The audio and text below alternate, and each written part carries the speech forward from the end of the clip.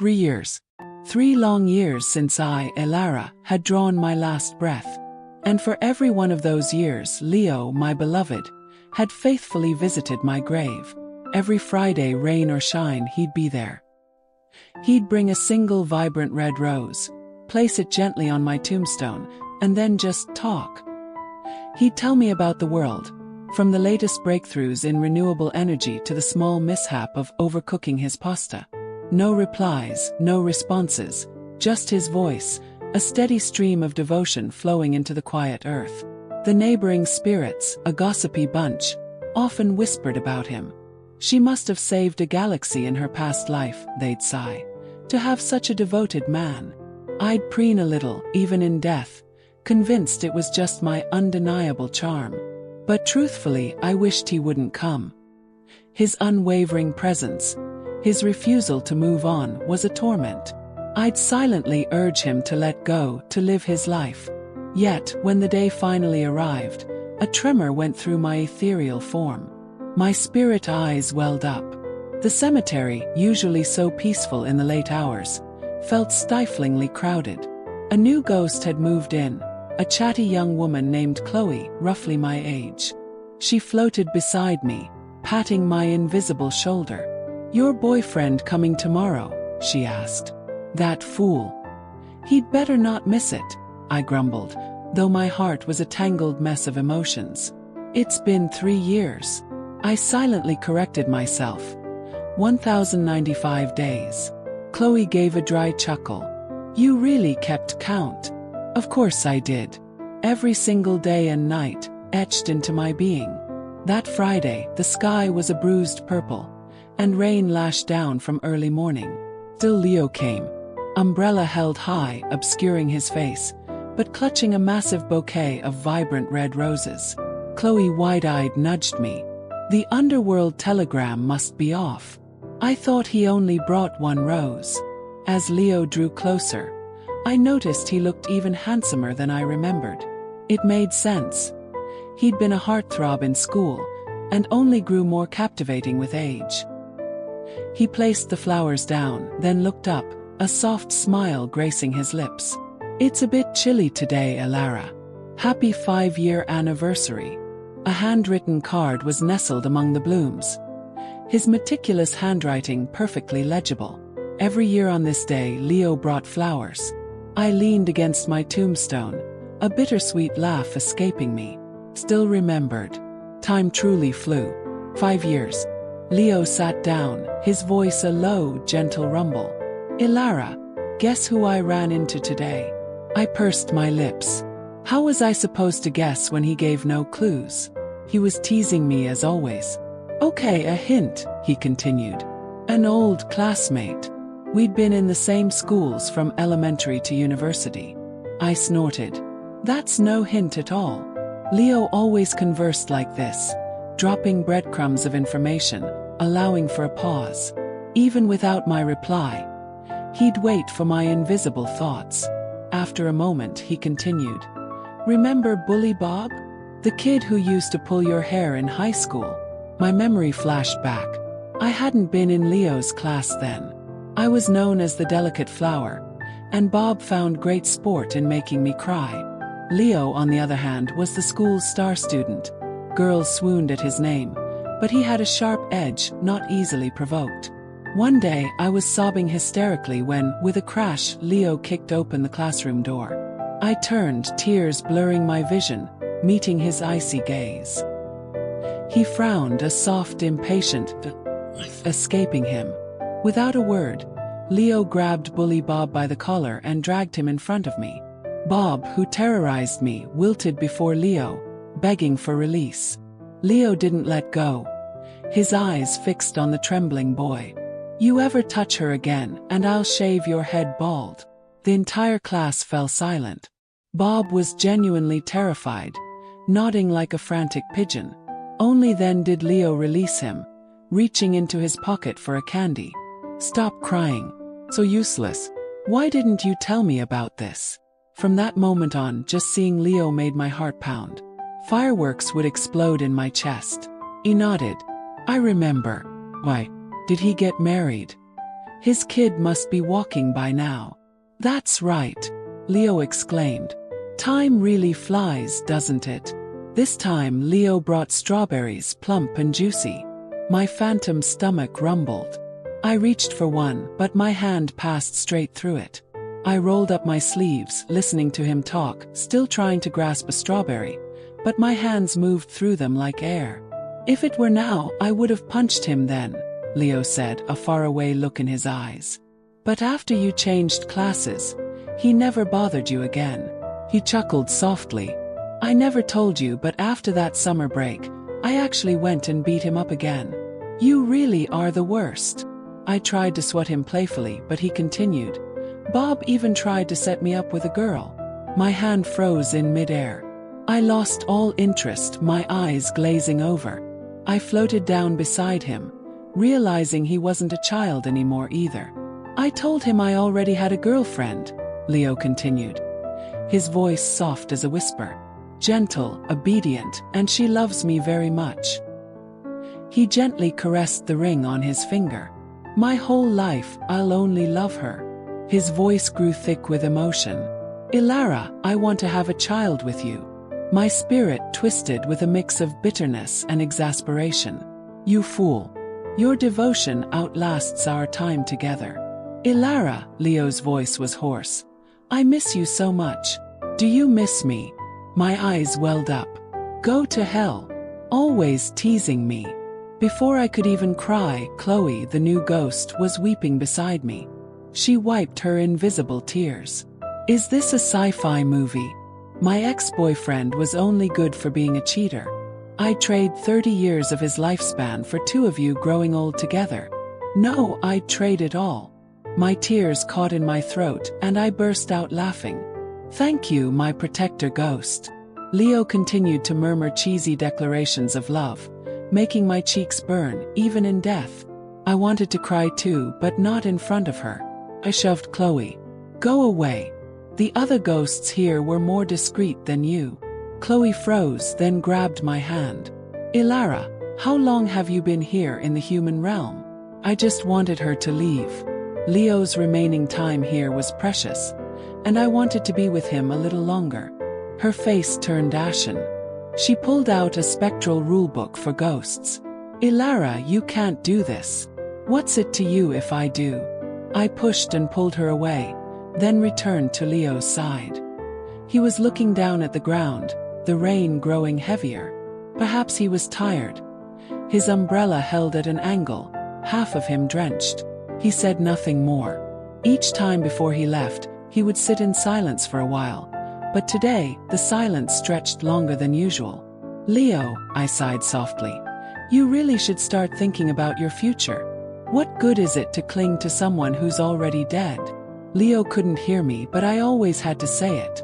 If he could truly hear, his ears would surely have calluses by now. Start over. If you can, please take care of my parents for me.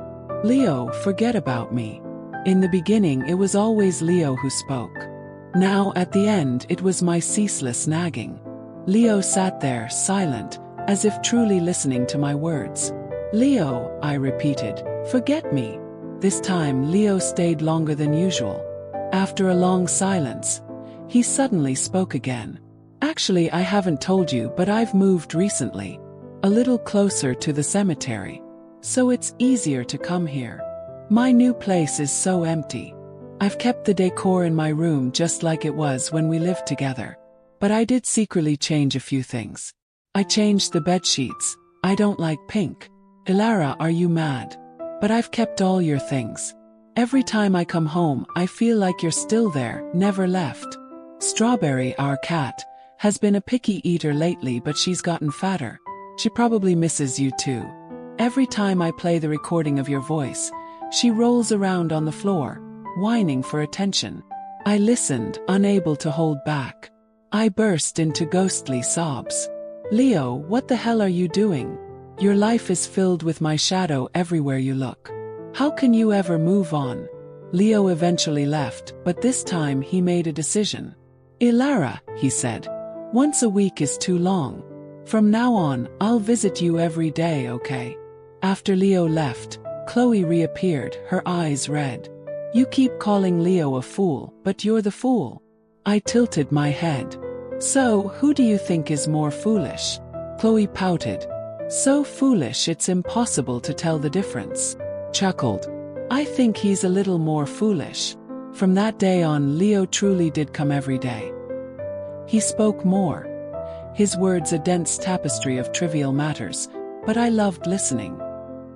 He came for a whole week, then suddenly, as if he'd vanished into thin air, he disappeared for a while. When he returned, I immediately noticed. The ring on his finger was gone. My heart clenched, a sudden realization dawning on me. I looked up at him. This time, Leo didn't bring flowers, but his face was alight with a radiant smile. Ilara, it's getting colder and colder. The moment he opened his mouth, Chloe, beside me, fell silent. The vast cemetery was filled only with Leo's voice. He leaned against the tombstone, silent for a long moment before sighing. I'm suddenly tired of this place. It turns out love has an expiration date, and my feelings for you are no exception. Leo bowed his head, a soft laugh escaping him. These past few days I haven't come here, and surprisingly, I felt nothing. Ilara, I think I'm finally letting go of you. There's a new girl at work, and my heart suddenly stirs again. Just seeing her makes my heart beat faster. Today, I saw her wearing a short dress, standing in the cold, her breath misting, and a voice echoed in my head. It told me to protect this girl well from now on. It turns out, falling in love can be so sudden. As he spoke, a light danced in Leo's eyes, radiating pure joy and tenderness. Ilara, will you blame me? I stood in the cold wind, feeling as though it pierced straight into my chest, wave after wave of searing pain. So ghosts could feel pain too. The words I'd waited so long to hear were, when finally spoken, not easy to accept at all. How could I blame you?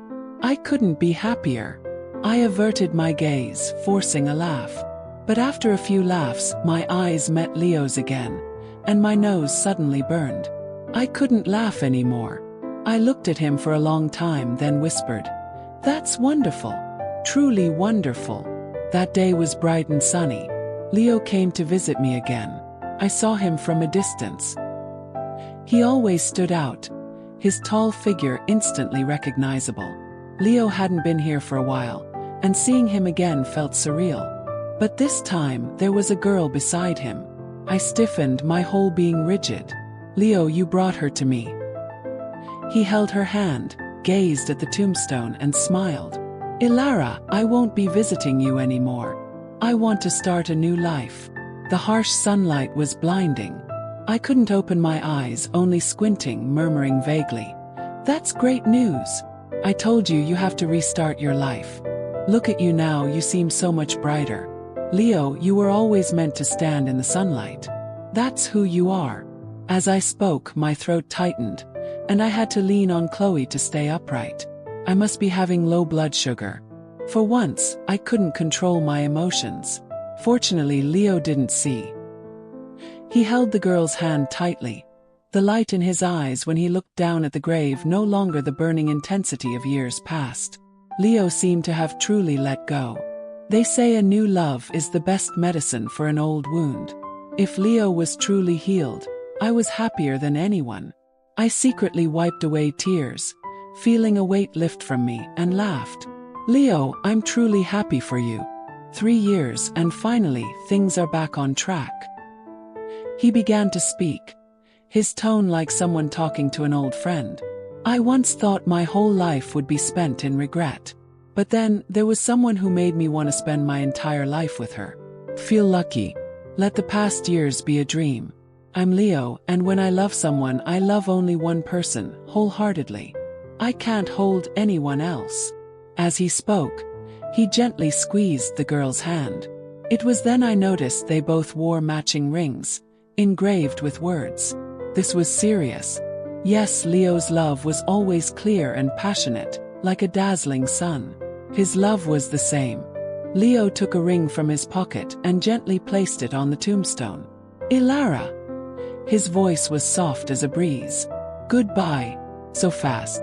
I started, my eyes swimming with tears, unable to see his face clearly. I tried to wipe away the tears, but they only poured out faster. It's the last time, the very last time. Please don't let my memories of you fade into a vague blur. I couldn't control myself. The more I tried, the more the tears streamed down. I want to see clearly. I want to remember every detail. But the last time came too suddenly, without any warning. Leo, unlike before, didn't linger. He carefully took the girl's hand, preparing to leave. As he turned, I couldn't help but call out, my voice broken with sobs. Leo, can you? But he had already turned his back. I trembled, whispering, can you say one more time, I love you? Leo was gone. His departure took all the breath of life with him. Everything around me suddenly fell silent. I lowered my eyes, standing there in a daze for a long time. The ring lay silently on the tombstone. I reached out my hand, comparing it to my finger, wanting to pick it up. I tried again and again, but the ring remained unmoved. I started to panic, grabbing it with both hands. Chloe called out in alarm. Elara, Elara, what are you doing? Don't scare me. I looked up, bewildered. I want to wear it. I pointed to the ring. I want to wear that ring. Chloe was silent. She stood there, her eyes red, staring at me. I lunged forward again. Chloe hugged me tightly, gently saying, don't take it, Elara. We're not taking it. It's been 3 years. You need to let go now. Yes, I have to let go. Leo is like this. It's something to celebrate. I laughed loudly for a long time, then started running around, singing and dancing. This cemetery was too quiet. It needed more sound. Tired from running, I leaned against the tombstone, lazily chatting. Leo, don't bring strawberries next time. I'm a bit tired of them. I want steamed buns from the shop near our old place. Bring me a whole basket. We haven't eaten together in a long time. And also, the crab hot pot in the plaza, and the candied hawthorns at the end of the alley. Autumn is coming, and I still need. Chloe quickly interrupted me. Don't be like this. I snapped back to reality. Oh, he's not coming anymore, is he? I looked down at the ring, muttering. It's good. I wish you both a long and happy life together. Leo. Chloe exploded. For the first time, she was angry with me. She grabbed me, yelling, Leo's gone. What did you promise me? He's not coming back. You can't stay in the human realm anymore. Do you understand? She screamed until her voice was hoarse. I looked at her and suddenly laughed. You're so loud you're making my ears ring. I stroked her hair. You really love to meddle. None of the other ghosts were as troublesome as you. Chloe turned her face away, refusing to look at me. You know, the other ghosts, because they're all gone now. Yes, ghosts couldn't linger in the human realm for too long. I slowly sat down, gazing into the distance, and slowly began to speak. Before, I always told Leo to leave. But now that he's truly gone, I can't bear it. I know I can't stay any longer, but I'm not ready. I just want to stay one more day, in the place where Leo looked for me for 3 years. Just one more moment. I tilted my head, looking at Chloe's tear-streaked face, and laughed through my own tears. Sometimes I wonder how Leo and her will live. Will he dry her hair for her? When she's upset, will he patiently coax her? Probably. Leo is so considerate. He definitely won't let her be sad. But the more I think about it, the sadder I become. I laughed self-deprecatingly. I spent 3 years telling Leo to let go. In the end, it was I who couldn't let go. I still hesitated to leave. Chloe angrily turned away. Her frustration contagious. She said if I didn't leave, she'd drag me down with her. I was silent for a very long time, finally whispering, "Why would you do that?" She grabbed me, telling me many things. I listened quietly to her, talking until dawn broke. Chloe told me that this year, she had originally planned to get engaged to her boyfriend, but a sudden accident revealed that her fiancé had another woman. On her way home, she had an accident. That house, she could never return to it again. She said that life always has regrets. Everyone experiences them. Leo stayed with you for 3 years, but he can't be with you for a lifetime. You know that better than anyone, don't you? She rambled on, hugging my shoulders, but in mid-sentence, her eyes suddenly swept past something behind me. Just a glance, and her voice abruptly caught, her body flinched, her lips beginning to tremble. I sensed something, and the casual smile on my lips slowly receded. I slowly turned my head, following her gaze. The rain pattered, drip, drip, drip, a dark silhouette slowly approaching, little by little, step by step, growing clearer and clearer. As he drew closer, the sound of rain on his umbrella became distinct. Leo, umbrella in hand, walked towards me step by step. He stood directly in front of my grave, paused for a long moment, then spoke. After thinking it over, I still felt I needed to come here to officially say goodbye. Elara, thank you for appearing and making me happy for so many years. We're engaged now. Yesterday she had a dream and you appeared in it. Elara, please don't scare her anymore, okay? We're living very well. If you can hear me, can you forget about me? I looked at him, for the first time not replying. The rain lasted a long time, and Leo stayed for a long time too, as if performing a final farewell. This time I saw his face clearly, still the same image from my memories, unchanged. When the rain stopped, he stood up, closed his umbrella, looked up at the sky and chuckled softly. Elara, it's the last time.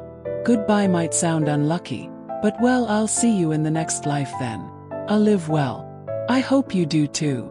Leo finally left, this time without hesitation, without lingering.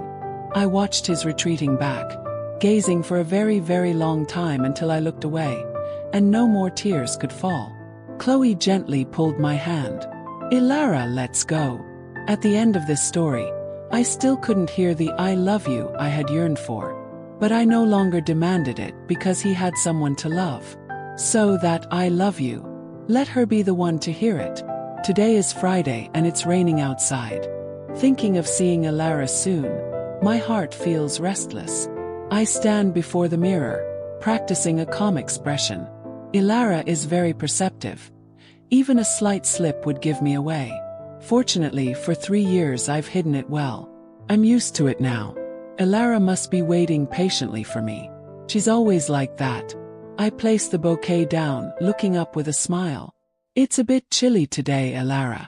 I wonder if you're cold. Happy 5-year anniversary. Time really flies, doesn't it? 5 years, and it's also been 3 years since you left this world. If you were still here, this anniversary would probably drive me crazy, wouldn't it? You'd surely be clinging to me first thing in the morning, dragging me out of bed. Then we'd go buy a strawberry cake together. But today, I didn't have time to buy a strawberry cake.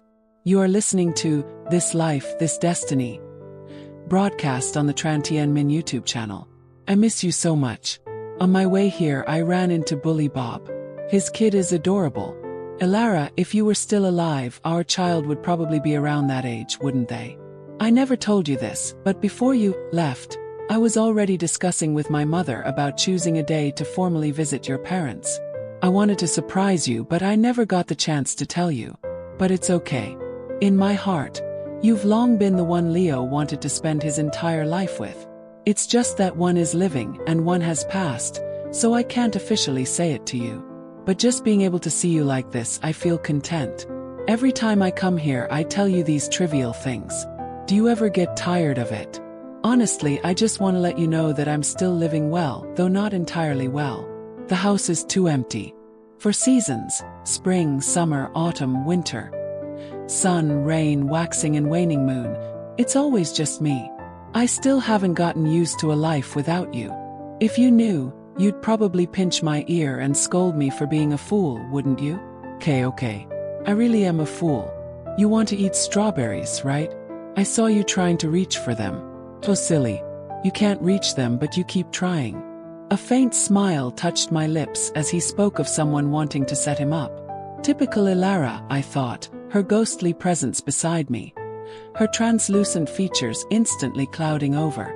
She never could hide a thing. Barely a few words from him and her spectral eyes would well up, a familiar sight. She used to boast, "I'm not that crybaby girl anymore." Well, caught you now, little faker. You never expected me to see you, did you? Elara, I hear you. You can't stay in the human realm forever, can you? Feels like I've made a mistake. I should have thought of this sooner. There's so much more I wish I could say, but now the words are stuck in my throat. I stood there, rooted to the spot, feeling as if all strength had drained from my body. My heart ached so much so that I couldn't breathe. I tried for a long time, but I couldn't bring myself to move.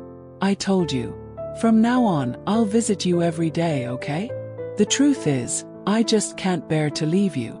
That last week, I secretly reserved it for us, our final week. Elara, you probably have no idea I made that decision all on my own, do you? Our meetings had already begun their countdown. And there you were, Elara, telling me to live my life. This time I guess I really had to put on a performance for you. Please don't sniffle anymore, okay? I can't hold you. I slowly recounted everything that had happened between us. Things you knew, and things you'd never heard me say. You said I talk so much more this time because if I didn't, there wouldn't be another chance. 7 days passed too quickly. Elara, to make this performance a little more convincing, I intentionally came to see you before bringing the other girl. Before arriving, I took off the ring. You're so perceptive, you must have noticed, right? Elara, will you blame me? You said you wouldn't, but I blamed myself. That day finally came. Elara, why couldn't you even manage a few minutes of acting? Ghosts don't get low blood sugar, you fool. But you're crying, it almost made me cry too. I told you I wouldn't visit you anymore. My love, once committed, is only for one person. When I love, it's with my whole heart, leaving no room for anyone else. But I had a half sentence I couldn't say. My entire life, the only person I will ever love is you. Elara, I left the ring for you. Just like you once told me. Forget about me. You're the one who needs to move on, and I'll willingly stay here, guarding our memories. Elara, goodbye. I turned and walked away, feeling utterly broken. Because if I hesitated for even a second, you would have known. In those few short minutes, I had to suppress hundreds of urges to turn back and look at you. Elara, I heard you. You asked if I could say, I love you one more time. Love you. I truly love you. Stepping out of the cemetery, I suddenly felt my legs give way. The girl who was with me complained that I had held her hand too tightly, turning it red. She took the ring off and gave it back to me, gently consoling me. Why are you doing this? You should let go too. I chuckled softly. Let go. I let go a long time ago. As soon as I opened the door, Strawberry darted towards me. She seemed to know I was sad, staying by my side, not moving an inch. In a daze, I saw your faint figure appear. You leaned against the sofa, cradling Strawberry, tilting your head to look at me. Leo, let's watch a movie tonight, okay? What do you want to watch? A horror movie. Is that so you have an excuse to jump into my arms? That trick's too old now. But I can hug you even without an excuse. These past few days, my mind has been a chaotic blur, filled with your image everywhere. Elara, have you left? I just wanted to see you one last time. I'm sorry, Elara, but I truly can't hold on anymore. I once said I needed to officially say goodbye to you. Sure enough, you hadn't left yet. Elara, why didn't you listen? I spoke cruelly. Your eyes welled up, but you still forced a smile, saying, It's fine. I'm sorry, Elara, for making you cry one last time. After that, I didn't come back for a very long time. Until winter arrived, when snow unexpectedly fell. That's when I finally dared to set foot in this place again. This time, Elara had truly gone. The surroundings were chillingly silent. I watched for a while, my eyes unconsciously reddening. I sat there for a very long time alone. This place finally held no more traces of you. Only me, standing desolate. Now I could openly look around. Before, every time I came, I didn't dare to look up clearly, afraid I wouldn't be able to stop staring at you. I could only steal glances when you turned away. Who would want to keep looking at a cold tombstone forever? It's almost Lunar New Year, Elara. This is the first new year without you. I wanted to clean the house, redecorate a bit, but then Strawberry left me too. For the first time in years, I opened the door and she wasn't there to greet me. Just recently, I'd even bought her a new scratching post. The old one hadn't even been thrown out. Her bowl still had unfinished food. Yet she just left like that. Clearly, she had been curled up in my arms, purring and asking for cuddles just before. I was stroking her soft belly saying, "Now I only have you. You won't leave me, right?" Back then she clearly nodded. Did she follow you too? Leaving me with nothing. Such a heartless little one. But then again, maybe it's for the best. After bidding farewell to Strawberry, I sat in the empty house, not saying a word. Suddenly I looked up. Outside the window, a firework bloomed, followed by cluster after cluster, lighting up the night. You loved watching fireworks so much. Normally, you would have shrieked with excitement and called me over. It's almost New Year. Lara. I started disliking going out and spoke less and less. Everyone said I was sick. I'm not sick. I just miss you too much. I'm perfectly lucid, I just don't want to face reality. Bully Bob unexpectedly visited me. It was rare for him to remember me. His kid is walking now, a lovely name, Joy. Bully Bob's eyes crinkled with laughter. He said, "I named her Joy, hoping she'll be happy her whole life." Joy, I whispered the name, finding it surprisingly coincidental. Remember, you once named our hypothetical child Joy too. Bully Bob sat and talked with me for a long time. He advised me not to be like this anymore, but still didn't give up trying to set me up with a girl. I no longer have the strength to love anyone else. I patted his shoulder and said, "Just stop, really, stop it." Over the years I kept trying to grow flowers. I watered them regularly, yet they never bloomed as beautifully as yours did. Elara, you never finished teaching me. Elara, happy 8th anniversary. The weather is beautiful today. Unbeknownst to me, another 3 years have passed, and I've slowly grown accustomed to living alone. Occasionally, I spend an afternoon with my mother, Mrs. Tam, but not often.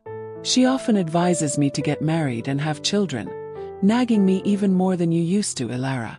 If you were still here, I wouldn't have to listen to these complaints. Elara, it's been 10 years now. Happy anniversary to us. I've traveled to so many places we never got to see. Admired countless beautiful sights you never witnessed. Elara, I can't let go of you anymore. This love, the more I bury it, the deeper it becomes. It's almost suffocating me to the point of madness. Elara, I miss you so much. Elara, happy 12th anniversary. Let me say something a little sappy. You once said that when you first met me, I scared you into crying because I seemed so fierce. Back then, I thought it was good to scare you. I really was a blunt person like that. I grew up in a single-parent family. My mother, Mrs. Tam, was a fragile woman. I only wanted to protect her well, so I always had to appear cold and tough, so no one would dare to approach. It wasn't until I met you that I understood that protecting someone doesn't necessarily require being so formidable. Today I visited my mother. During dinner, she suddenly brought up marriage again, saying that if I found someone suitable, I should consider it. I asked her, "Then why haven't you remarried all these years?" She paused about to speak, but I said first, "Don't say it's all because of me. Mother, your hair has turned gray looking at Dad's photo." I said seriously, "It's the same for me. I can't accept anyone else anymore."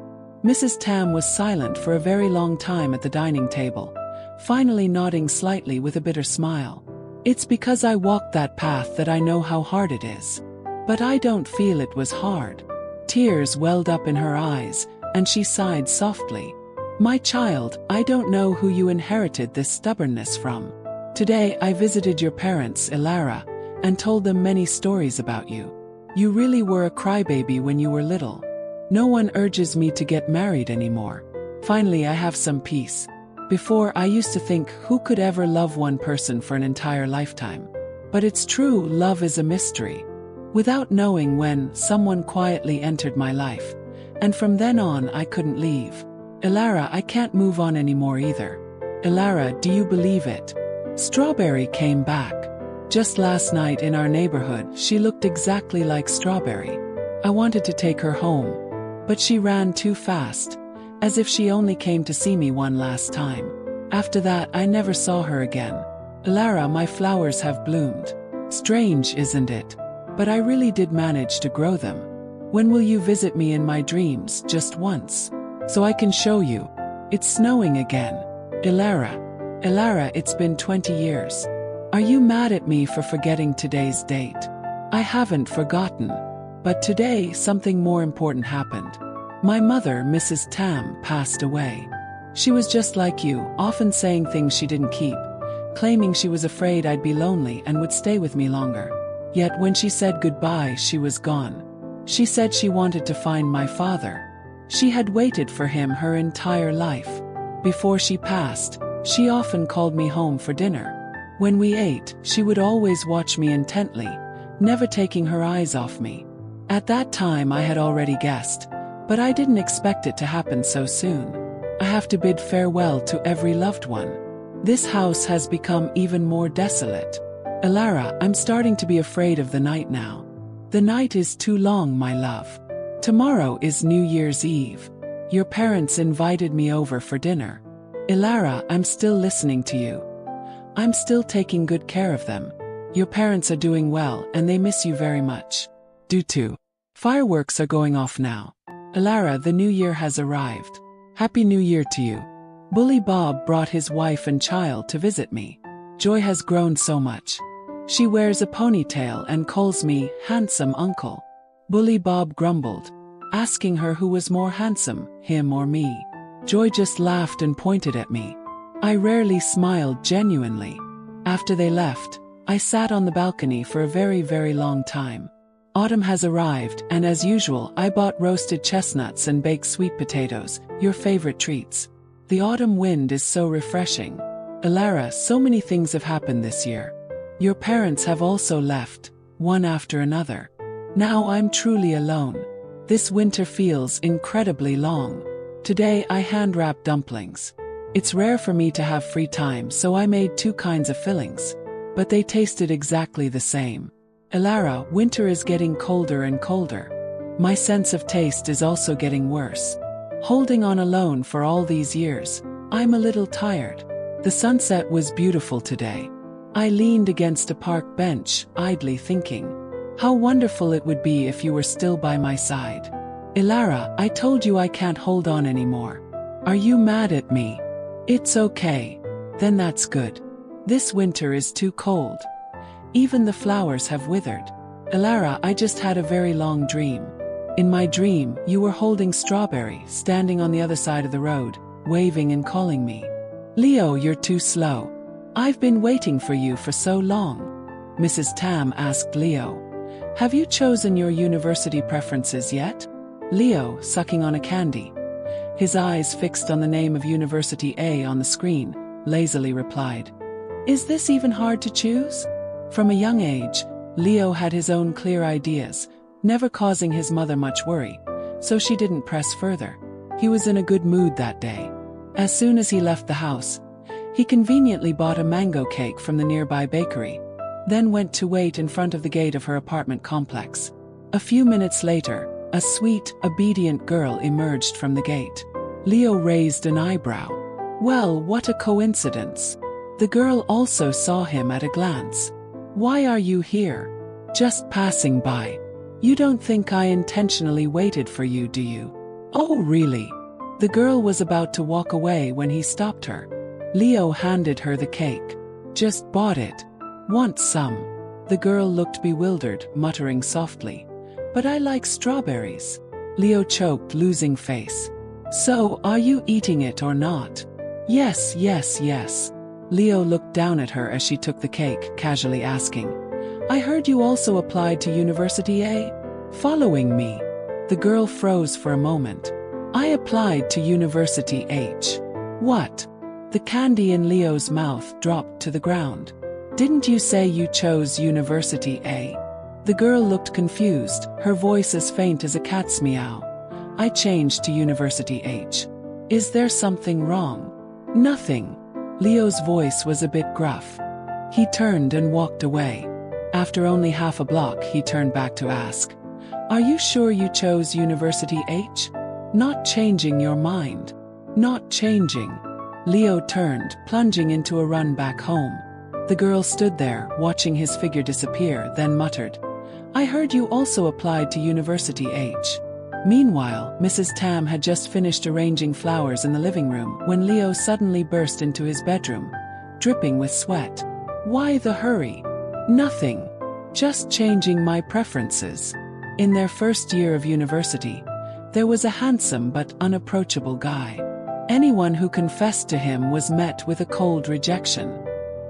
His roommates gossiped that he often posted status updates hinting that he wanted to be in love. But strangely, he rejected everyone who confessed, regardless of gender. This continued until the second semester. Everyone tacitly assumed he wasn't straight. Yet, to everyone's surprise, he suddenly had a girlfriend, and he was the one who initiated it. On the day he confessed, the campus was packed with onlookers. Everyone wanted to know what kind of person could make such a stoic figure bloom. More precisely, whether it was a man or a woman. The person who became the talk of the entire campus was Leo. He had always been very confident in his charm, so he patiently waited for Ilara to confess first. He cared for her and showered her with attention, but there was no movement from her, coupled with a few sudden events over the past 2 years that just kept dragging on. It wasn't until almost their third year that he finally made a move. When his confession succeeded, holding Ilara's hand, Leo felt his heart pound wildly for a long time. A girl's hand is so soft, so small. Damn it, I should have confessed sooner. After walking a short distance, Leo suddenly blurted out an apology, seemingly out of nowhere. Ilara didn't understand then, nor did she understand years later. Actually, Ilara had planned to confess in their first year, but that very day, she accidentally overheard Leo's rejection of another girl. He rejected her too politely, blurting out, "Sorry, I'm gay." Ilara, hidden in a corner, was stunned by his words. Just because of that one sentence, two people quietly harbored feelings for each other for over 2 years. And so, the most famous secret crush at University H officially began. Ilara loved growing flowers, and she also loved teaching Leo how to plant them. Ilara lectured. Leo listened intently.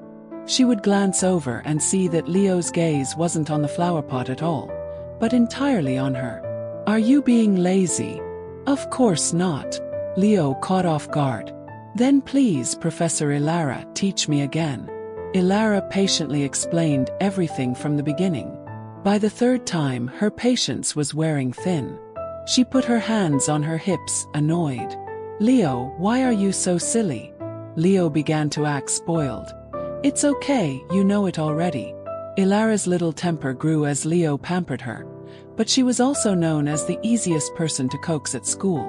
Whenever she got angry, she would run back to her room, slamming the door shut.